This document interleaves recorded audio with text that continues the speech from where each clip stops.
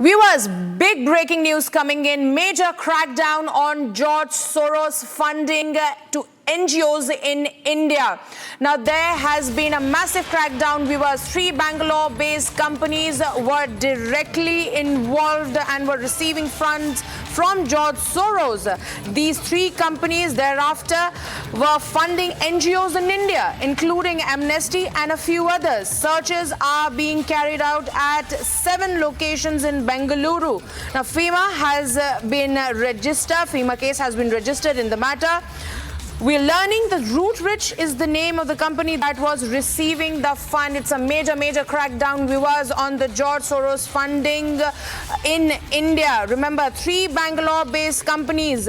This is a Republic exclusive breaking, viewers. 3 Bangalore-based companies were directly receiving funds from George Soros. These 3 companies then thereafter moving forward were disbursing these funds into various others NGOs, including Amnesty, viewers, and a few others. Now, searches are being carried out at multiple locations there in the city of Bengaluru in Karnataka. 7 specific locations searches are being carried out. A FEMA case has been registered in the matter, viewer. It's a major crackdown on that foreign funding. That Republic Media Network on various occasions has highlighted that George Soros is funding to multiple NGOs in India. So now what we're learning, viewers, is that George Soros is disbursing funds to these 3 specific Bangalore-based companies, and then these 3 Bangalore-based companies have the responsibility to divert these funds into various locations in India. Joining me live on this broadcast is my colleague, senior editor Shravan Sen. Shravan, a major crackdown on George Soros funding, multiple locations in Bengaluru being raided.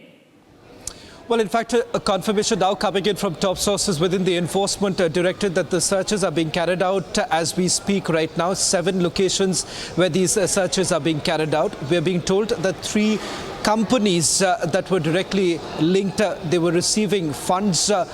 They are now being searched by the enforcement directorate. Now, as far as the modus operandi is concerned, Madhurima, these 3 companies that allegedly received a fund from George Soros were thereafter distributing the funds to NGOs, for instance, Amnesty being one such, and there are several other NGOs that have also come under the scanner. Remember, in the past too, Amnesty has been under the scanner of the Central Bureau of Investigation as well as the enforcement directorate, but this, for the first time perhaps, is a direct crackdown on the alleged funding coming in from George Soros and companies that are based outside. And these companies, we are being told, these 3 companies were largely the ones that were acting as fronts for George Soros in India. This was after certain embargo was essentially put, because of which there was the funding could not have come in directly to NGOs like Amnesty. So that is the reason why there was a bridge that was essentially created